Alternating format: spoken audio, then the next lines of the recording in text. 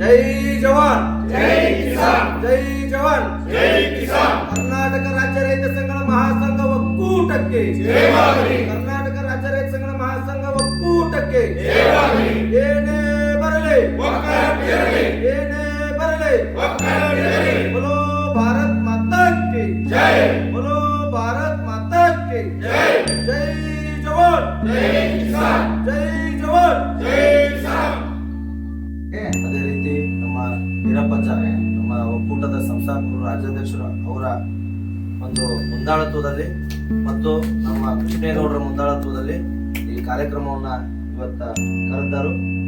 ಇಲ್ಲಿ ಬಂದವರು ತಮ್ಮ ತಮ್ಮ ಅನಿಸಿಕೆಗಳನ್ನ ಯಾವ ರೀತಿ ಮಾಡಿದ್ರೆ ನಾವು ಹುತಾತ್ಮ ದಿನಾಚರಣೆಯನ್ನ ಒಂದು ಎಲ್ಲರಿಗೆ ಮನದಟ್ಟಾಗುವಂಗ ಮಾಡಬೇಕು, ಮಾಡುವಂತ ನಿಟ್ಟಿನಲ್ಲಿ ನಾವು ಮಾಡ್ಬೇಕಂದ್ರೆ ಅದನ್ನ ಏನೇನು ಪೂರ್ವಭಾವಿ ಸಿದ್ಧತೆಗಳನ್ನ ಮಾಡ್ಕೋಬೇಕನ್ನುವುದನ್ನ ವಿಚಾರ ಮಾಡ್ಲಿಕ್ಕೆ ಈ ಮೀಟಿಂಗ್ ಅನ್ನ ಕರೆದರು.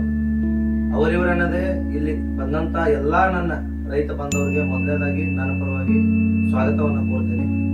ಈಗ ಈ ವಿಷಯದ ಬಗ್ಗೆ ಪ್ರಾಸ್ತಾವಿಕವಾಗಿ ಯಾರಾದರೂ ನಮ್ಮ ನಡುವನ್ಮಣಿ ಸರ್ ಅವರು ಅವರ ಪ್ರಾಸ್ತಾವಿಕ ನುಡಿಗಳನ್ನ ಹೇಳಿ ಯಾವ ರೀತಿ ಸಿದ್ಧತೆಗಳನ್ನ ಮಾಡ್ಕೊಳ್ಳೋಣ, ಯಾವ ರೀತಿ ಮಾಡೋದನ್ನ ಅವ್ರು ಹೇಳ್ತಾರ. ಅದನಂತರ ಮತ್ತೆ ಯಾರ್ಯಾರು ಹೇಳೋದ್ರಲ್ಲಿ ದಯವಿಟ್ಟು ತಮ್ಮ ಮನದಾಳದ ಮಾತುಗಳನ್ನ ಹೇಳ್ಬೇಕಂತೇಳಿ ತಮ್ಮಲ್ಲಿ ವಿನಂತಿಯನ್ನ ಮಾಡ್ಕೊತೀನಿ. ಈಗ ನಡುವನ್ಮಣಿ ಸರ್ ಅವರು ಈ ವಿಷಯದ ಬಗ್ಗೆ ಒಂದೆರಡು ಮಾತುಗಳನ್ನು ಮಾತಾಡ್ತಾರೆ.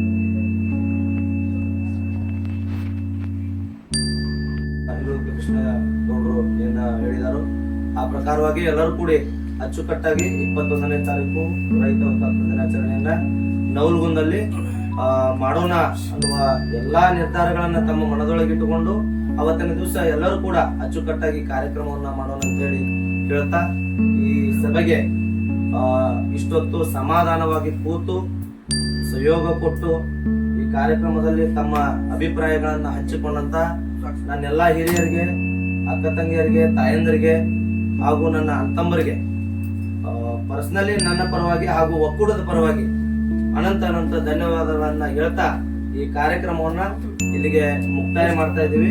ಎಲ್ಲರಿಗೂ ಧನ್ಯವಾದಗಳು.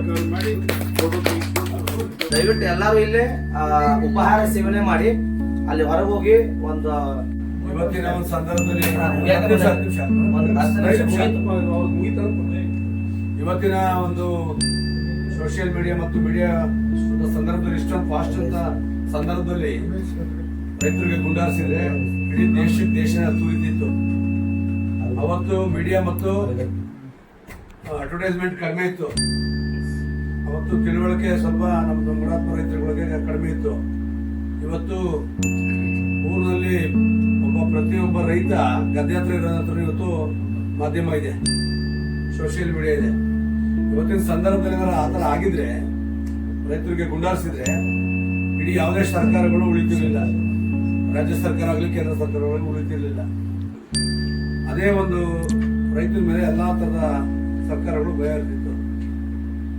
ಮುಂದಕ್ಕಾದ್ರೂ ನಾವು ರೈತ ಮುಖಂಡರುಗಳು ಮತ್ತು ರೈತ ಮಹಿಳೆಯರು ಮತ್ತು ರೈತರು ಒಗ್ಗಟ್ಟಾಗಿ ಈ ಸರ್ಕಾರಗಳನ್ನ ಎದುರಿಸಿಟ್ಕೊಂಡು ನಮ್ಮ ಹಕ್ಕುಗಳನ್ನ ತಗೊಳ್ಳೋದಿಕ್ಕೆ ನಾವೆಲ್ಲ ಒಂದಾಗಿ ಹೋರಾಟಗಳನ್ನ ಮಾಡಬೇಕು ಅಂತ ಹೇಳಕ್ಕೆ ಇಷ್ಟಪಡ್ತೀನಿ.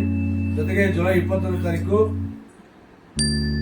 ಹುತಾತ್ಮರಿಗೆ ನಾವು ಶ್ರದ್ಧಾಂಜಲಿನ ಸಲ್ಲಿಸ್ತಾ ಅವ್ರಿಗೆ ಆತ್ಮಕ್ಕೆ ಶಾಂತಿ ಸಿಗ್ಲಿ ಅಂತ ನಾವು ದೊಡ್ಡ ಮಟ್ಟದಲ್ಲಿ ಎಲ್ಲ ರೈತ ಬಾಂಧವರನ್ನ ಸೇರಿಸಿ ಅವರ ಆತ್ಮಕ್ಕೆ ಶಾಂತಿ ಕೊಡಬೇಕು ಅಂತ ಕೇಳಿಕ್ಕೆ ಇಷ್ಟಪಡ್ತೀನಿ. ಜೊತೆಗೆ ತಾರತಮ್ಯ ಬೇಡ. ಈಗ ಕಾರ್ಯಕ್ರಮ ಯಶಸ್ವಿ ಅಂದ್ರೆ ರಘುನಾಥ್ ಅವರು ಲೀಡರ್ ಆಗ್ಬಿಡ್ತಾರೆ, ನಾವೇನೋ ಜೀರೋ ಆಗ್ಬಿಡ್ತೀವಿ, ರಘುನಾಥ್ ಅವರು ಹೀರೋ ಆಗ್ಬಿಡ್ತಾರೆ ಅನ್ನೋದು ಯಾರು ಮನಸ್ಸು ಇಟ್ಕೊಳ್ಳೋದು ಬೇಡ. ಇದು ಸಾವಿನ ಕಾರ್ಯಕ್ರಮ.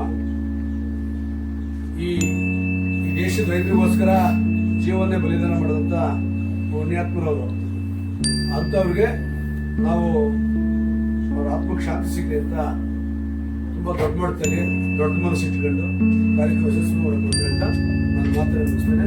ದಯಮಾಡಿ ನನಗೆ ತಪ್ಪಿದ್ರೆ ನನಗೆ ಸಭೆಯಲ್ಲಿ ತಿದ್ಕೊಳ್ಳಿಕ್ಕೆ ಅವಕಾಶ ಕೊಡಬೇಕು ಅಂತ ನಾನು ಇಷ್ಟಪಡ್ತೀನಿ.